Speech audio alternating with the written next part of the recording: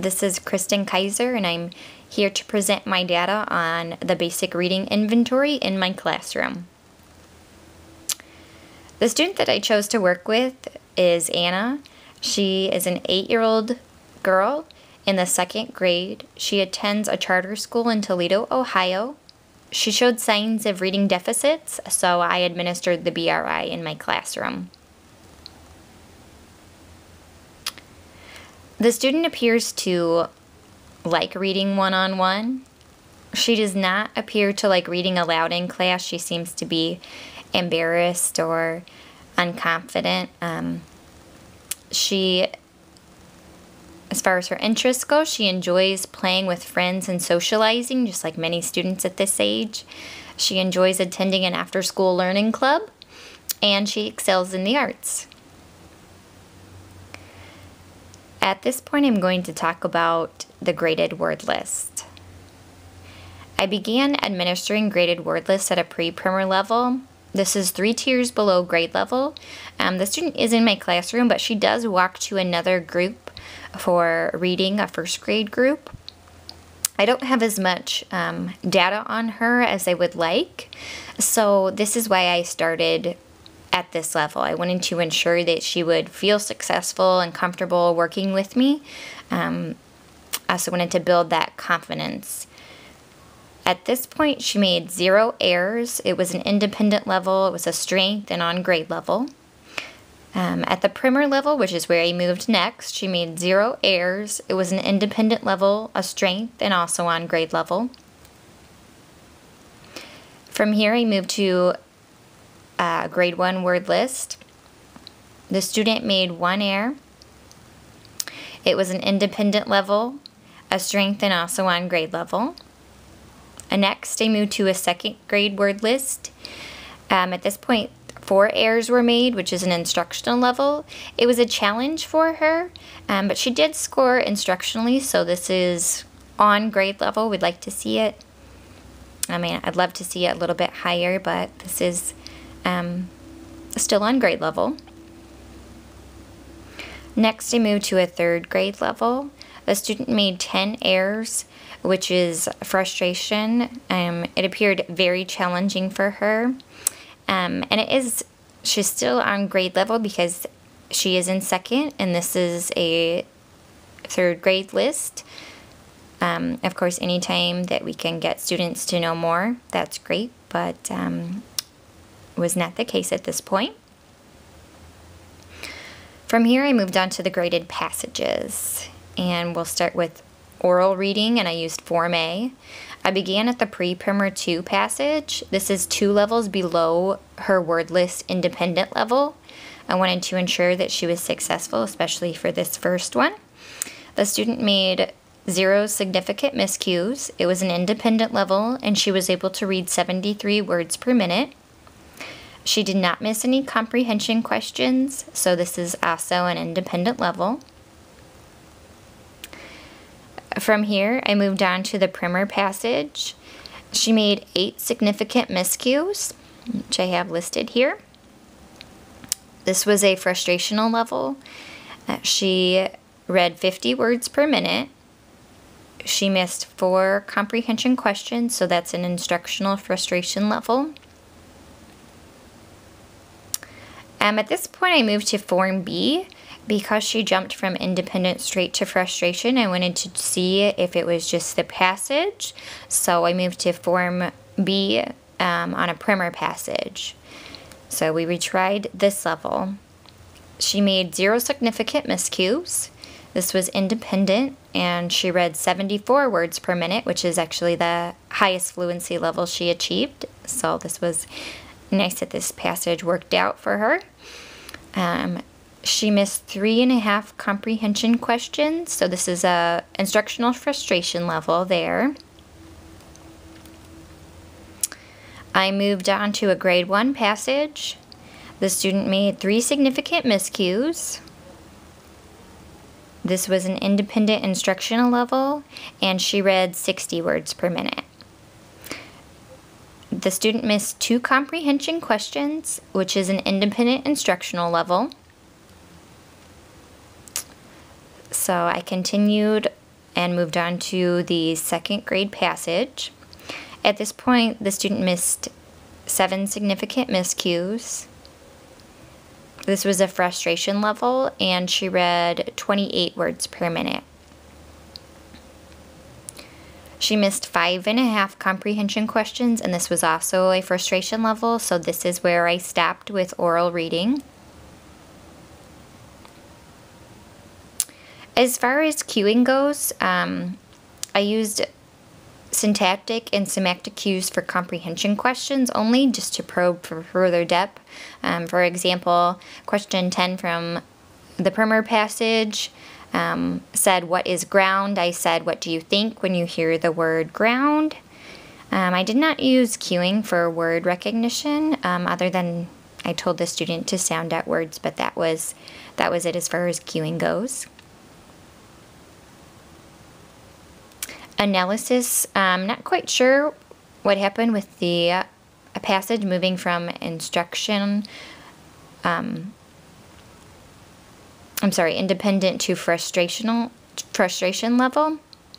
But I'm glad that the primer passage did work out. As far as beginning, middle, and ending sounds go with words, the student with miscues did a better job with beginning sounds than with ending. She was able to match beginning sounds up the best and ending sounds the least. And middle sounds are somewhere in between. Here's an analysis of the comprehension questions, breaking them down by different categories. Fact questions, the student had 9 out of 12 correct, which is 75%. For topic questions, she had 2 out of 2 correct, which is 100%. Evaluation questions, 1.5 out of 2 correct, which is 75% as well. Inference, 1 out of 2 correct, which is 50%. Vocabulary, 1 out of 2 correct, which is 50%. She did the best with topic questions and struggled with inference and vocabulary questions.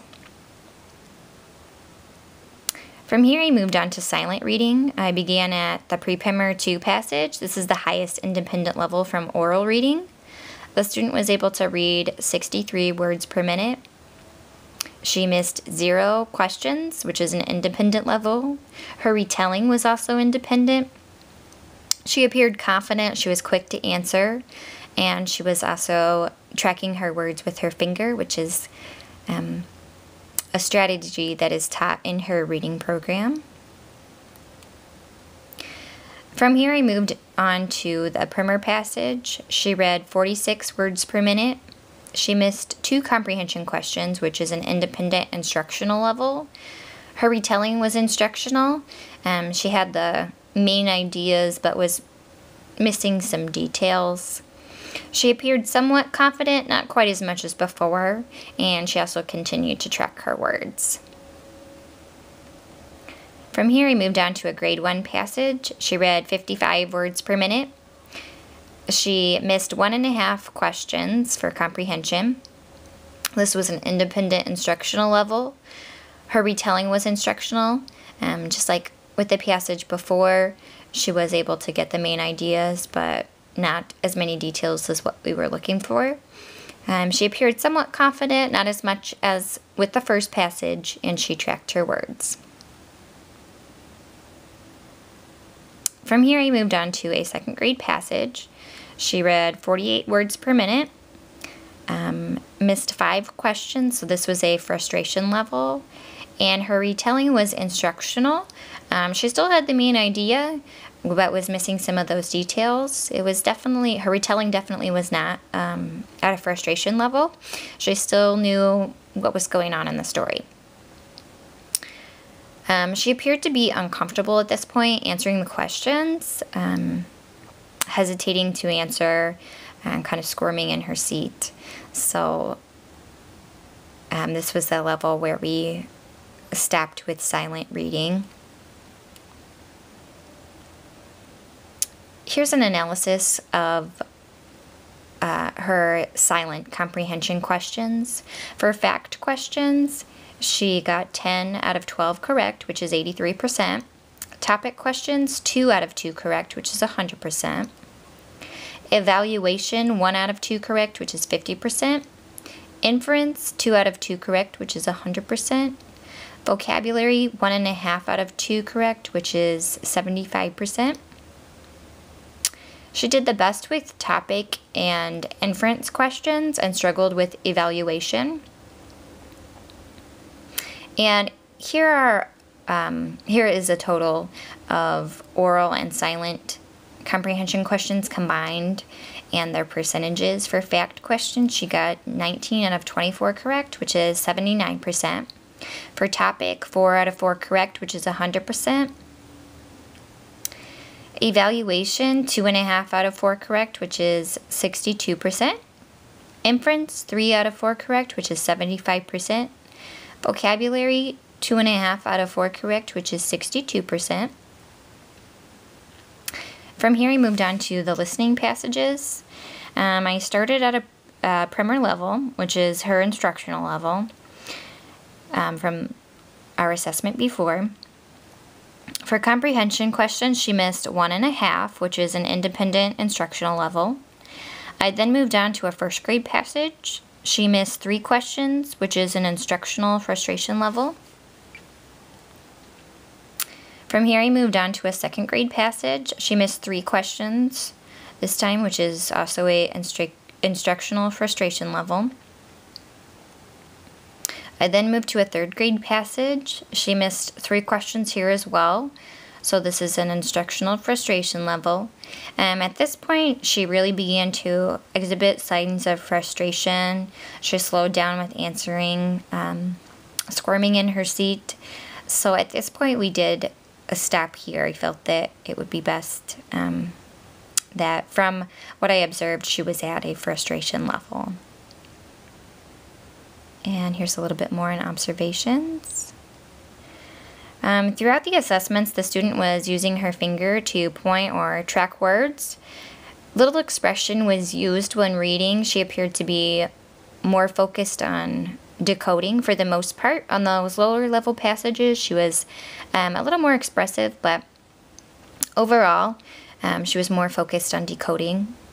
Her phrasing moved from adequate to poor, and that depended on the reading level. As we got higher, her phrasing became poorer. Her words per minute ranged from 28 to 74. At times she appeared uncomfortable. This was especially during answering the questions. That part was the most uncomfortable for her at times. At times she stated, I stated don't know. She had a great attitude throughout the assessment, and she persisted through difficult passages, so that was really good to see that she had the confidence to persevere through the passages that were difficult for her and try her best.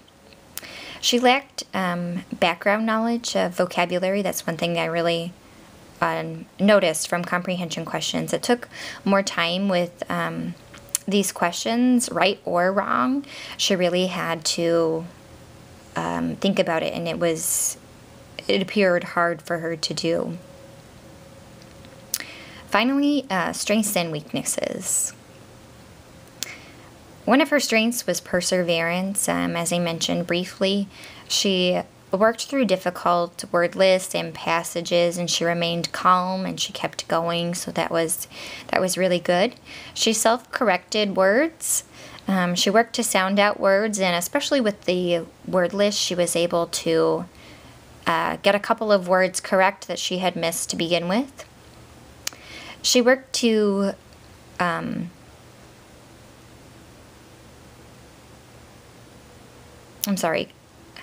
topic questions.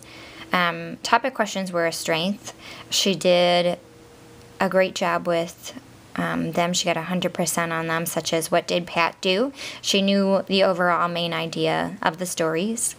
Factual questions, such as what time of the year or season was it? She also did a fairly good job with those. Not quite as well as topic questions, but it was still a strength for her. Weaknesses were vowels. She confused long and short vowels quite a bit, so that was an issue. Ending sounds, such as dad, she said dad for day.